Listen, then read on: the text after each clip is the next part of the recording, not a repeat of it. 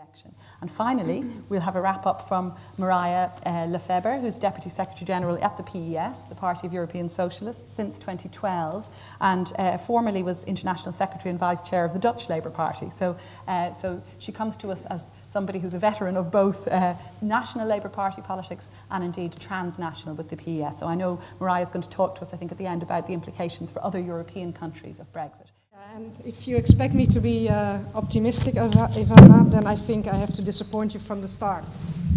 So, no, I think the Brexit vote has been really a shock in Europe, and I was also one of those who went to sleep thinking everything will be fine and it will be just the good side of life, but waking up in a complete different scenario and being utterly shocked. Also because I come from the Netherlands, as mentioned, and as you might know, the Dutch electorate is quite similar to the British electorate. So after Brexit, they did a poll, a survey in Europe, asking people about, let's say, if they were pro-European or Eurosceptical. And when you look at the British electorate, it's like 50-50. It could go remain, it could go leave, no one could really predict it, but so it's true, the Labour Party really did a good job, and it's a big pity, but it was a hell of a job, I would say. It was not so easy. Looking at a country like the Netherlands, electorate is quite similar. So if you would look at the figures in the Netherlands, it's also around 50-50. So after the Brexit, they asked Dutch citizens in a survey, if you could have let's say, a referendum on the question if you would like to stay in the European Union or would go out, would you be in favor of having such a referendum? And the majority of the Dutch citizens said yes. And then the outcome would be, would you vote for remain or leave? It would be like, let's say, 47-45 and the rest undecided. So if we have to go for referendum, I would really advise not to do this. It's not a good idea. If you look at other countries, like France, we can see that 70% of the electorate is Eurosceptical. And that is also, I would say, says a lot. It says a lot. So looking at the trends going on, having the Brexit, having Trump elected as a president in the United States, and being confronted with a situation where we have many big elections and important elections coming up in Europe, I would say it doesn't look too well at the moment. So we have elections in the Netherlands in March, which in a country for over a year, a guy like Geert Wilders, who is a right-wing populist, is leading the polls. And at the moment, the Dutch Labour Party is at around 6th, 7th place in the ranking. And that's, I would say, it's a lot of work to do. Then we have elections coming up in France, where we know that Le Pen is quite a popular candidate. We have elections coming up in Germany, where the SPD in Germany, the Social Democrats, are sort of steady, 24-25% in the polls. It is true that Merkel is losing a bit of her popularity, but it's not going immediately to the SPD. It's going directly to the Alternative for Germany.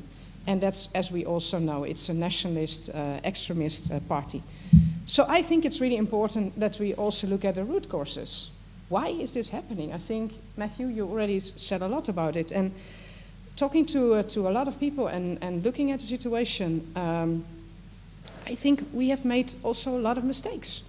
Not only us Social Democrats or Labour people, but we as establishment parties. Because how come anti-establishment parties or anti-establishment candidates all of a sudden become so popular? I think it's not just because people get crazy. It's maybe also because we didn't do, let's say, the perfect job. But there's still, let's say, an opportunity to correct it. Looking at the situation, for example, in the Netherlands, after the financial crisis in 2008, we have seen not only in the Netherlands, but also in many other countries, that people have lost their jobs, that people have lost their homes, that people have lost their businesses, that people are in debt, that people are confronted with a situation that for the first time in the history, they hoped to give their kids a better life than their parents could give them.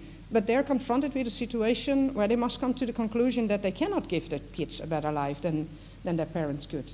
So that instead of, let's say, going up the ladder, they're in many cases pushed out of the middle class, and we also see a lot of more hidden poverty, and I think that is not good at all. In 2008, we have said, okay, we're going to change the system. We're going to make the financial companies and institutions and the banks more responsible. But what we did was to allow that a lot of the bills were put in front of the ordinary citizen, of the taxpayer, buying the banks and then having to pay, let's say, the price for it by increasing retirement age, by cutting on state pensions, by firing teachers or not hiring teachers, by cutting in many countries on special needs schools. So we say all these special needs kids, they can go to regular schools, but we don't offer schools extra teachers or extra help for teachers to give these kids a good education. It's with many, many issues, and I think people got very upset about it, because we said, okay, you have to swallow the bitter pill for a few years, but then after that the sweet will come back, and it doesn't come back. So I think a lot of people are very frustrated, and they feel that they are not being listened to. And I think the frustration is one of the reasons why now they are going to vote for these kind of parties. And to me it hurts, because I must confess I'm a fourth generation social democrat in my family. And so we have always, worked for this party and worked for the values. And I really hope that we can turn the tides. Because if I look at our values, they're still very relevant. I think a lot of the solutions is hidden in our values. I mean, we are the party that is there to promote equal distribution of wealth. Looking at the reality, how come the richest people in the world last year became richer again? Where is this equal distribution of wealth? Maybe because we have to step out and do a better job. Maybe we should listen to those people, as you have said, Matthew. Maybe we have to have this conversation and try to come with policies and solutions which are closer to our hearts, closer to our values, which are still very relevant. So looking at the situation, I think it's gloomy, but at the same time, it's also positive.